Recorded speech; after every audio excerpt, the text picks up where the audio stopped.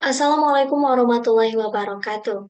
Halo rekan hukum, kembali lagi dengan saya Miss Dianti dengan NIM 4012111033. Nah, sebelum masuk pada pembahasan video kali ini, saya akan share screen terlebih dahulu.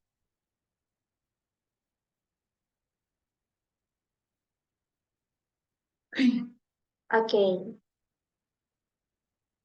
Nah, seperti yang sudah muncul dalam PPT kali ini, saya akan membahas mengenai mata perkuliahan Hukum Kemaritiman dengan dosen pengampu yaitu Bapak Sintong Aryon Hutapea, SHMH.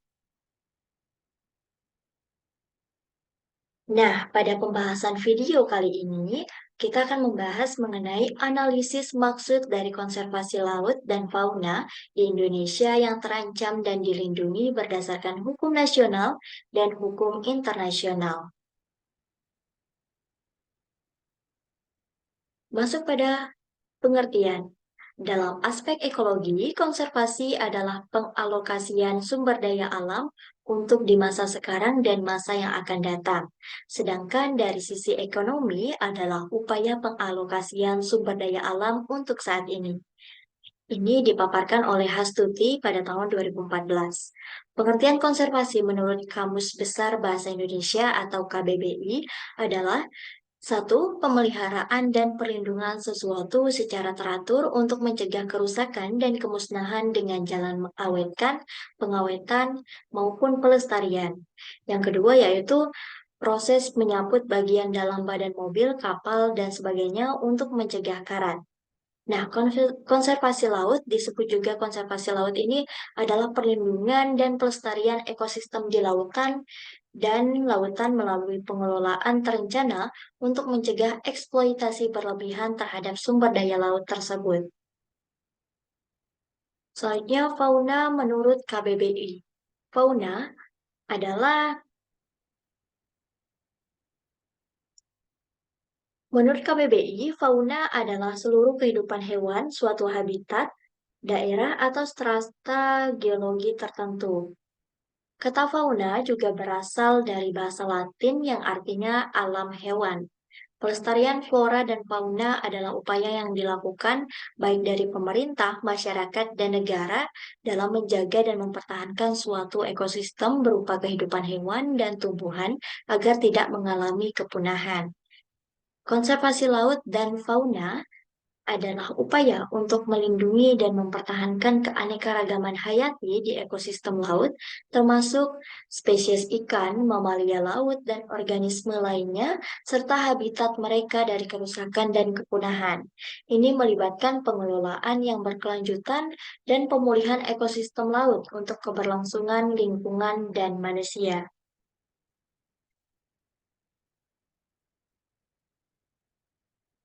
Selanjutnya, ada beberapa bentuk konservasi laut dan fauna yang dilakukan, termasuk yaitu satu, pembentukan dan pengelolaan kawasan konservasi. Ini seperti taman laut, kawasan lindung, dan cagar alam laut untuk melindungi habitat dan spesies yang rentan. Yang kedua, ada pengaturan penangkapan ikan, yaitu melalui kuota penangkapan, ukuran minimum, dan zona larangan penangkapan untuk menjaga populasi ikan tetap seimbang. Yang ketiga, ada pemulihan habitat. Restorasi terumbu karang, mangrove, dan padang lamun untuk meningkatkan keberlanjutan lingkungan laut. Yang keempat, edukasi dan kesadaran. Mengedukasi masyarakat tentang pentingnya pentingnya konservasi laut dan fauna, serta menggalakkan perilaku yang ramah lingkungan. Yang kelima, ada pengawasan dan penegakan hukum, memantau aktivitas ilegal seperti penangkapan ikan berlebihan, pada perdagangan satwa liar, dan penangkapan ikan menggunakan alat tangkap yang merusak. Melalui kombinasi upaya ini, harapannya adalah dapat memastikan keberlangsungan ekosistem laut dan fauna serta manfaat ekonomi dan sosial yang terkait dengannya.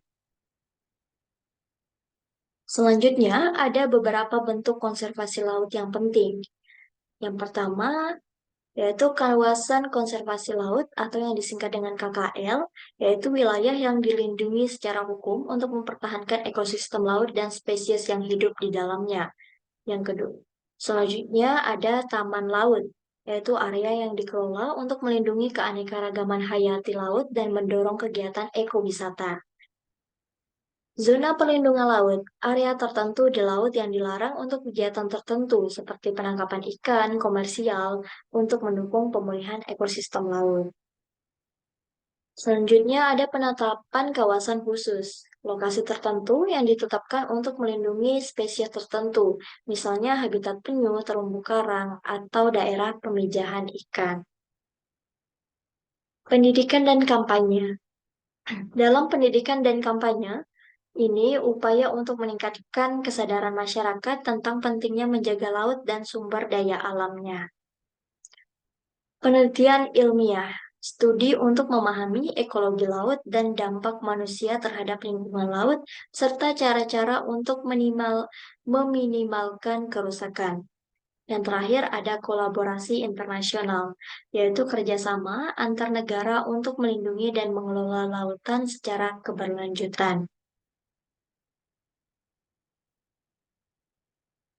Selanjutnya, bentuk-bentuk konservasi fauna laut yang terancam dan dilindungi di Indonesia.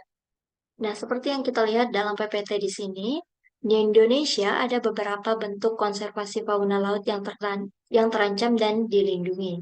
Beberapa di antaranya meliputi yaitu penetapan kawasan konservasi laut, seperti Taman Nasional Laut dan kawasan konservasi perairan yang dirancang khusus untuk melindungi ekosistem laut dan spesies yang hidup di dalamnya, seperti terumbu karang, penyu, dan ikan karang. Selanjutnya ada penegakan hukum melalui penindakan terhadap praktik penangkapan ikan ilegal, penangkapan hiu untuk siripnya, dan perdagangan satwa laut yang dilindungi. Pemerintah berusaha untuk melindungi fauna laut dari ancaman aktivitas ilegal. Pendanaan program konservasi. Dana dialokasikan untuk program-program konservasi yang mencakup pemantauan populasi, penelitian ekologi, dan upaya pemulihan spesies yang terancam punah seperti hiu, penyu, dan lumba-lumba. Pendidikan dan kesadaran masyarakat. Program-program ini bertujuan untuk meningkatkan kesadaran masyarakat tentang pentingnya menjaga laut dan spesies yang hidup di dalamnya, serta mengurangi praktik yang merusak lingkungan laut.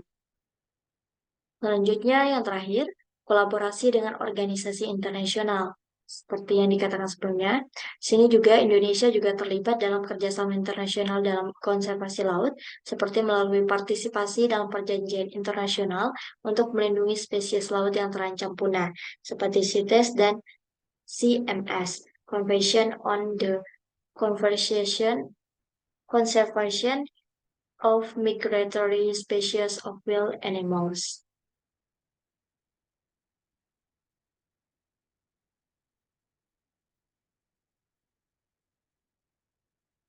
Selanjutnya ada beberapa jenis fauna laut yang terancam dan dilindungi di Indonesia yang meliputi yaitu penyu, termasuk penyu hijau, penyu sisik, penyu belimbing, dan penyu tempayan. Mereka terancam oleh perburuan telur, perusakan habitat, dan tangkapan sampingan dalam perikanan. Hiu. Beberapa spesies hiu seperti hiu martil, hiu paus, dan hiu karang terancam punah karena penangkapan untuk daging, sirip, dan minyak hati hiu. Ikan karang. Sejumlah spesies ikan karang seperti Napoleon, Prase, dan Homehead Prase terancam oleh penangkapan berlebihan dan degradasi habitat terumbu karang. Selanjutnya ada lumba-lumba dan paus, yaitu terancam oleh perangkap jaring insidental, perburuan ilegal, dan pencemaran laut. Selanjutnya ada kura-kura, termasuk kura-kura laut seperti kura-kura hijau dan kura-kura sisik yang terancam oleh perburuan dan hilangnya habitat. Selanjutnya ada ikan pari. Beberapa spesies ikan pari seperti pari manta dan pari jeruk terancam oleh perdagangan sirip dan insidental tangkapan dalam perikanan. Selanjutnya ada gurita. terancam oleh penangkapan berlebihan untuk konsumsi manusia dan perusakan habitat. Ini hanya beberapa contoh. Ada banyak lagi spesies laut lainnya yang juga terancam dan dilindungi di Indonesia.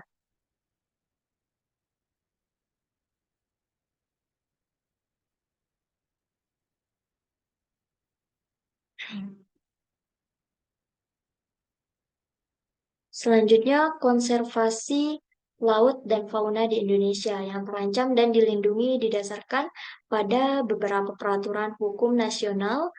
Di antaranya adalah yang pertama, Undang-Undang Nomor 5 Tahun 1990 tentang Konservasi Sumber Daya Alam Hayati dan Ekosistemnya. Pasal 21 hingga pasal 31 mengatur tentang perlindungan terhadap flora dan fauna, termasuk pengaturan terhadap kegiatan penangkapan, perdagangan, dan perlindungan habitat. Selanjutnya ada Undang-Undang Nomor 31 Tahun 2004 tentang Perikanan, yaitu Pasal 5 dan Pasal 69 yang mengatur tentang perlindungan terhadap sumber daya ikan dan ekosistemnya, serta pengaturan terhadap kegiatan penangkapan ikan yang melibatkan spesies yang dilindungi. Selanjutnya ada Undang-Undang Nomor 5 Tahun 2017 tentang Pemeliharaan Keanekaragaman Hayati, Pasal 20 hingga Pasal 27 yang mengatur tentang perlindungan terhadap keanekaragaman hayati, termasuk tentang pengelolaan kawasan konservasi, pemeliharaan habitat, dan perlindungan terhadap spesies yang terancam punah. Selanjutnya ada Peraturan Pemerintah Nomor 7 Tahun 1999 tentang pengawetan jenis tumbuhan dan satwa. Peraturan ini memberikan landasan hukum untuk perlindungan terhadap spesies tumbuhan dan satwa yang dilindungi, serta mengatur tentang pembentukan daftar jenis yang dilindungi.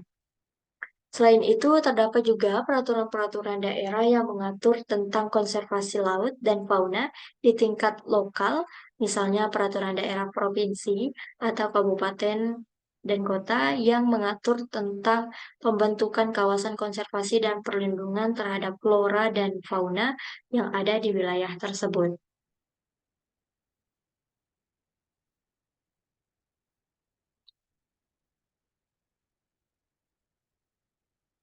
Selanjutnya, konservasi laut dan fauna di Indonesia yang terancam dan dilindungi juga didasarkan pada peraturan hukum internasional.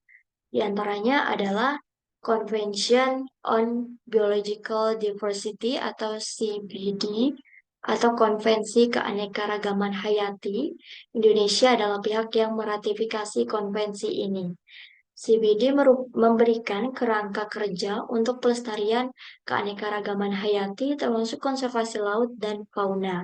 Meskipun tidak secara langsung mencantumkan pasal-pasal yang khusus mengatur tentang Indonesia, CBD mendorong negara-negara anggota untuk mengambil langkah-langkah untuk melindungi spesies dan habitatnya.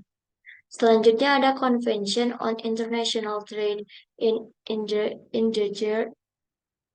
Endangered Species of Wild Fauna and Flora atau CITES atau Konvensi tentang Perdagangan Internasional Spesies Satwa Liar yang Terancam Punah. Indonesia adalah pihak yang meratifikasi CITES. CITES memiliki 3 lampiran yang mengatur berbagai spesies yang dilarang atau diatur perdagangannya. Indonesia terlibat dalam regulasi perdagangan internasional untuk melindungi spesies yang terancam punah, termasuk fauna laut seperti hiu, penyu, dan kura-kura.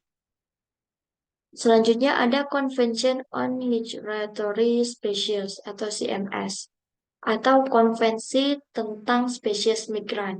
Indonesia juga adalah pihak yang meratifikasi CMS. Konvensi ini bertujuan untuk melindungi spesies migran baik di darat maupun di laut. Beberapa spesies fauna laut yang termasuk dalam perlindungan CMS adalah lumba-lumba, paus, dan beberapa jenis burung laut. Nah, peraturan-peraturan ini memberikan kerangka kerja hukum internasional yang penting bagi Indonesia dalam menjaga keberlanjutan ekosistem laut dan fauna yang terancam punah. Meskipun tidak secara langsung merujuk pada hukum nasional Indonesia, ratifikasi dan implementasi peraturan-peraturan ini oleh Indonesia memiliki dampak signifikan dalam konservasi laut dan fauna di tingkat nasional. Nah, cukup sekian pembahasan pada video kali ini. Apabila ada banyak kekurangan, saya mohon maaf. Pada Allah, saya mohon maaf, mohon ampun. Saya akhiri. Wassalamualaikum warahmatullahi wabarakatuh. Terima kasih sudah menonton.